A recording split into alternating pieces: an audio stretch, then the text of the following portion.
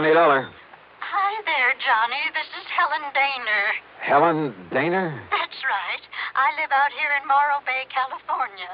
I see. Insurance with one of the companies you represent, the Greater Southwest Insurance Company. Oh, yeah, I do a lot of work for them. But also, Johnny, do you mind if I call you Johnny? Well, no, not at all, Miss Daner. Or is it Mrs.? It's Miss. Or better still, just Helen. As I started to say, I not only have that insurance, but, Johnny, I never miss that radio program of yours where you tell all about those exciting cases you solve. Sometimes I just don't see how you do it. Well, I hope you never find out about the ones I miss out on. But now, Miss Daner... I don't think I've missed a single one of your programs. Good. I'm your most loyal listener, and I think you're wonderful. Well, thanks. And that's why I'm calling you instead of the police about this. Well, look, Miss Daner, Oh? Yes. Calling about what?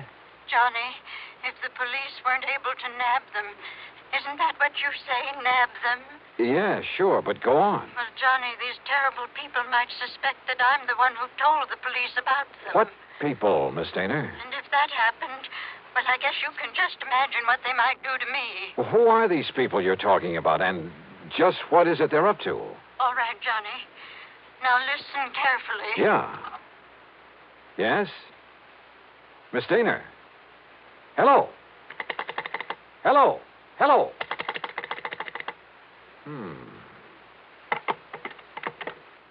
Oh, come on now, Dollar. Don't be a sucker for a... And yet... I wonder...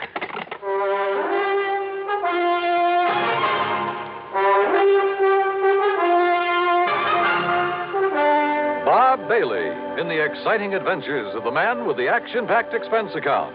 America's fabulous freelance insurance investigator. Yours truly, Johnny Dollar.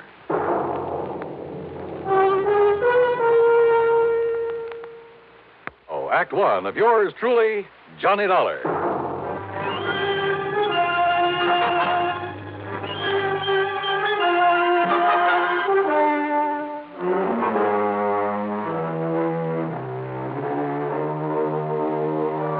Expense account submitted by Special Investigator Johnny Dollar to the Greater Southwest Insurance Company, Home Office, Los Angeles, California. Following is an account of expenses incurred during my investigation of the Big H matter. Expense account item 1, 275, long-distance telephone call to Hollywood 82124. That is to say, the office of Royal J. Harkins, contact man at Greater Southwest Insurance in Los Angeles. It was late in the day, but luckily he was still in his office. Nice to hear from you again, Johnny. What can I do for you? Roy, I'm putting this call on expense account. Oh?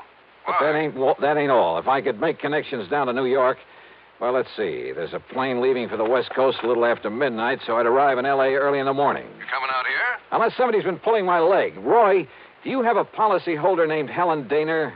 Yes, somewhere up we certainly do. Well, now, what's that mean? She's an elderly woman, a spinster, who lives up in the little town of Morro Bay. That's about 200 miles north of here. Johnny, she called this office early this afternoon. She demanded your phone number there in Hartford. And? Well, I didn't give it to her. Why not? Because she wouldn't say why she wanted to get in touch with you. Oh, fine. And knowing how busy you always are, well... But then, just a few minutes ago, I began to wonder about it. Yes? Well, after all, if she wanted to contact you about some insurance matter... Yeah. What? Well, did you call her back? Yes, since we handle all her insurance. That is, I tried to, but I got no answer. Then, Roy, I'm going to grab that plane I was talking about. Well, now, wait. Did she get to you? Did you talk to her? Yes. And it has something to do with her insurance? Plenty. So I'm flying out there, Roy, at your company's expense. Now, just a minute, Unless, Johnny. of course, you'd rather pay off her insurance to some beneficiary. Johnny. Then just be sure to have a rental car waiting for me when I pull into the airport. Item 2, 162.85 plane fare. The big mainliner took off from New York's International Airport promptly at 12:30 a.m. At 6:30 Pacific time, I stepped off the plane at L.A. International. Dollar, oh, this way. Oh, hi, Roy. I didn't exactly expect you to be here in person this early in the morning. Well, I am. I've got a rental car ready and waiting for you out at the curb. Good. But listen, you still haven't told me what this is all about. Because I'm not too sure myself. But you sounded over the phone as though something's happened to the old lady. Miss Helen Daner, I mean. That's exactly the way I meant it to sound. And since I still haven't been able to get her on the telephone... Well, what? What's happened to her? I don't know. This my car? That's right. Oh, start making some sense, will you? I wish I could. Well, do you actually know that something's happened to Miss Daner? Nope. But if it hasn't, I've got to do everything I can to prevent it. Johnny, prevent what? Royal, I only wish I knew. Johnny! Johnny! Thanks to an excellent highway and light traffic, I made good time through Santa Monica, then Santa Barbara, even past the famous Pismo Beach. It was just afternoon when I pulled into Morro Bay. When I stopped for gas, that's item 3, 420, I looked up Miss Helen Daner's address in the local phone book. It turned out to be a modest little frame house about half a mile south of Morro Rock on the landward side of the bay. It had some nice, well-kept flower beds in front, and at the back I could see a small, rather decrepit dock that stuck out into the bay. A brand-new, expensive automobile was parked in the street in front of the place. Hardly the kind of car you'd expect a sweet old lady to be driving along. Well, there was only one way to find out.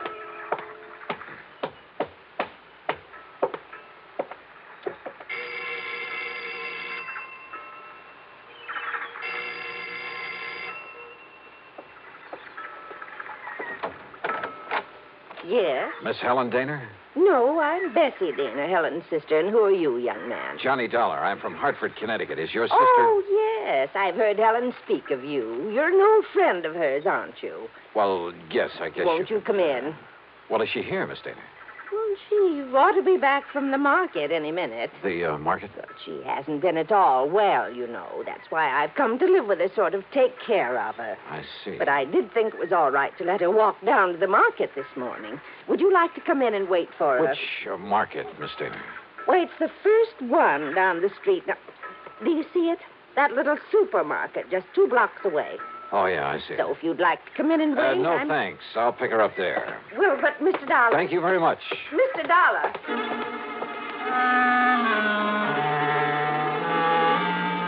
There was something very funny here, but I wasn't sure just what. Or maybe I'd just fallen for some gag on the part of a fan on my radio program who wanted to see her favorite hero in person. In any event, there was one sure way to find out, from Miss Helen Daner herself. And if she was still at the market. But as it turned out, I got that well-known kick in the face. Why, of course I know Miss Helen Mohr well, sir. Then will you please point her out to me? Miss Helen Daner? That's right. Oh, but she isn't here, sir. Oh. Then perhaps she went to some other store. Most certainly not, sir. What? We deliver everything that she orders to her little house up the street. Well, that still doesn't prove Well, anything. you see, Miss Helen hasn't been out of that house for weeks, hasn't budged. You're sure of that? Why, of course I'm... Why, what's the matter, sir?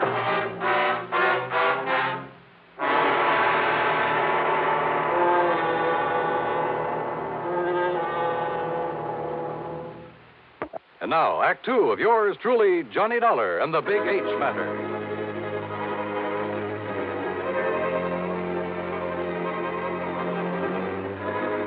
If old Miss Helen Daner, who telephoned me in Hartford, asked me to come out here to Morro Bay in California, if Miss Daner hadn't budged from her little house in weeks, why had her sister told me she was at the market?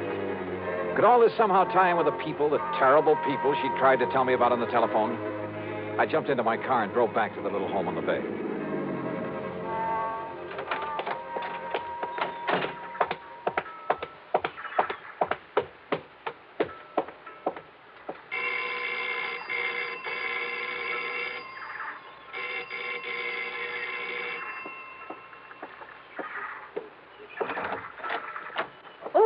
Mr. Dollar. That's right. Now, where is Helen Daner? Oh, Sister came back while you were gone. Came back? Without my seeing her? Now, listen, I was... Yes? Well, the manager of that market said she hasn't been out of this house for weeks. What? Oh, you must have gone to the supermarket. Well, where else? And just because she isn't shopping there anymore... Oh, now, look, Miss Daner, you But told me... Won't you come in? I think she'll be terribly disappointed if you don't. You see, she's told me all about you now. In the couple of minutes I was away from here? An insurance investigator. I think it's awfully thrilling. But now come in and see her. I think she's been kind of expecting you. Yeah. And if you'd like to know what I think, Miss... Good Lord.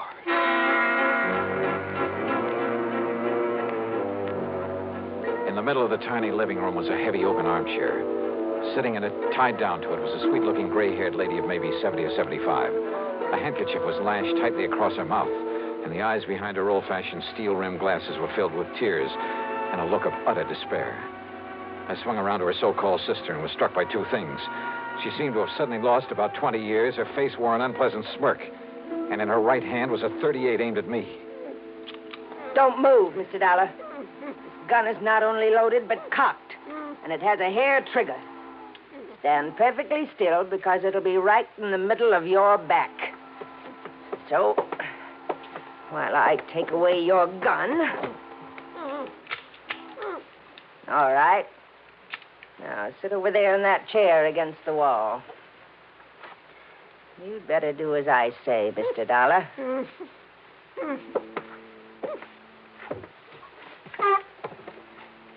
Now, we may have to wait a little while, so get one thing straight. Any move, any tricks, and I pull this trigger. Mind telling me what we're waiting for? You'll see. And why you've tied her up that way? That is Helen Dana, isn't it? Why, what's the matter, honey? Getting a little short of breath with that gag in your mouth? Well, then why don't I take it out for you? No, Dollar. Not a single move. Just crossing my legs. Sure. Here now, honey. Don't want you to conk out on it. After all, you may be of some use before we're through with this caper. There you are. Johnny, I don't know what. These terrible people, they sneaked in while I was phoning you. Yeah, Helen, I guessed that. If only you hadn't come, but I thought maybe. They're smugglers, Johnny, of the worst possible kind. You tell them, honey. It'll help to kill time while we're waiting for Pete and Dollar. Okay. They're smuggling in narcotics, heroin, from the way down in Mexico. Oh, pretty smart picking a spot as far up the coast as this. If only I'd known. When this man, Pete, asked if he could use my dock. He said it was to tie up his boat at night when he came in from fishing. How did you get onto them, Helen? When they saw I turned my lights out so early every night, they thought I was asleep. That I wouldn't notice he wasn't taking fish off his boat, but little cans of heroin. Heroin, huh? Then Bessie here, who can look so sweet when she wants to. Why, Helen, I thought I was pretty sweet. Then Bessie would meet him with her car. How did you know it's heroin? Because they told me they'd use it on me if I don't behave myself. Which is a lot better than you'll get, Dollar. And besides, Johnny. Yeah. I found a little of it that was spilled on the dock. And I remembered how you described it once when you caught a man bringing in the terrible stuff. Yeah, she's a real smart old biddy. Except when she phoned to you, Dollar, and we caught her at it. We can handle her all right. With a little H in her veins, we can even let the neighbors see her now and then. And with me acting as her sister, taking care of her. Oh, listen, here he comes now from the dock. Just relax, Dollar.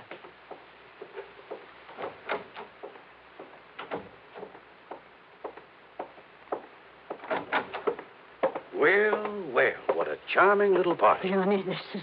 Nice work, Bessie. Dollar, huh? That's right. You want to take care of him, Pete? So you made the mistake of coming out here. Believe me, mister, it was a mistake. I said, are you going to take care of him? Why, of course, right away. We don't want him lying around here. Which is to say, Dollar, we're going to do something I haven't thought of since the old days in Chicago. You and I are going to take a little ride.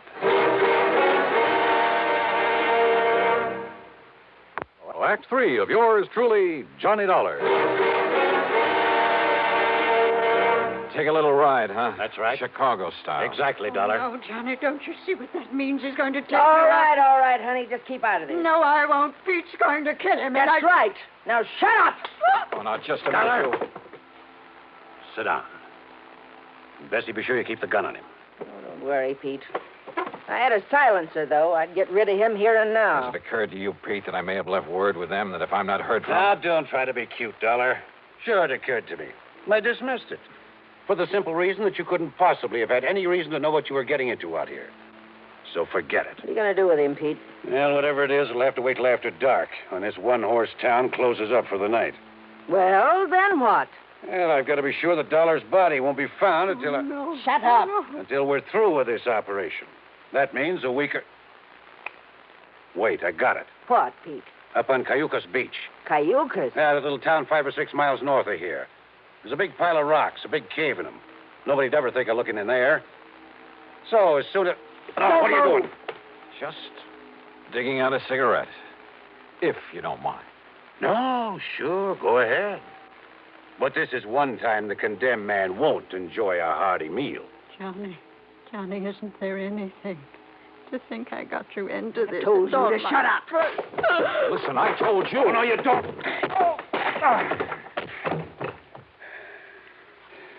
Finish him off, Pete. No. No, we'll wait for dark and do it right.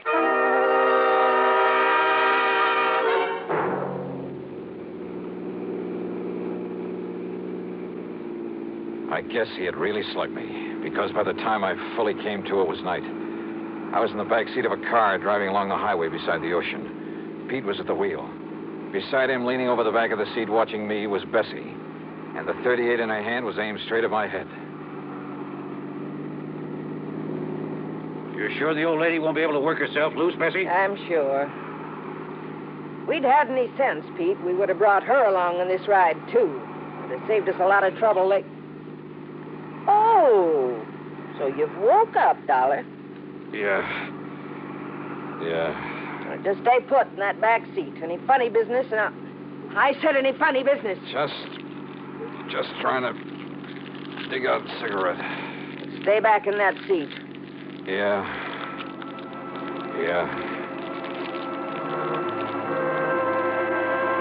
She didn't take her eyes off me for a second, or the gun either.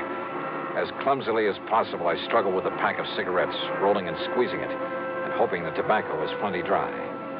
Then, having apparently failed to pull out a cigarette, I turned the pack upside down over my hand. And yeah, the fine tobacco poured into it. I took a deep breath. What's the matter, Dollar? You need some help with that. Oh, no! No, my eyes! My eyes! Oh! Instinctively, she dropped the gun, put her hands to her eyes, now filled with tobacco dust. With what little strength I had, I picked up the gun and slammed it against the side of Pete's head. Oh.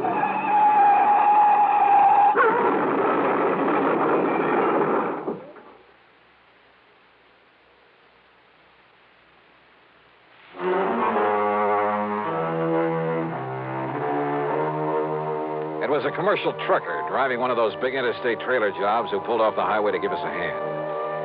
Yeah, somehow those boys are always around when you need them. And he used his head.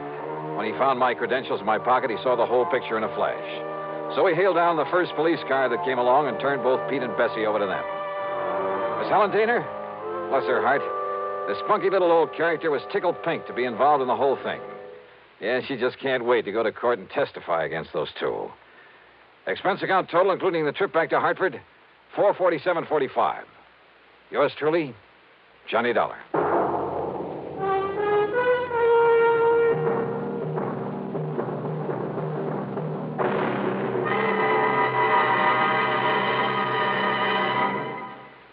Now, here is our star to tell you about next week's story. Next week, well, so help me, it's the wildest case I ever got messed up with. Join us, won't you? Yours truly, Johnny Dollar.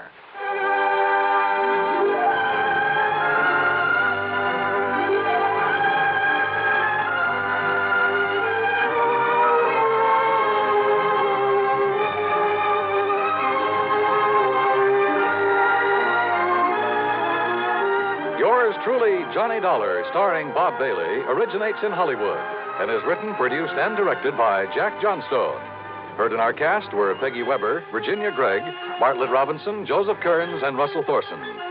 Be sure to join us next week, same time and station, for another exciting story of yours truly, Johnny Dollar.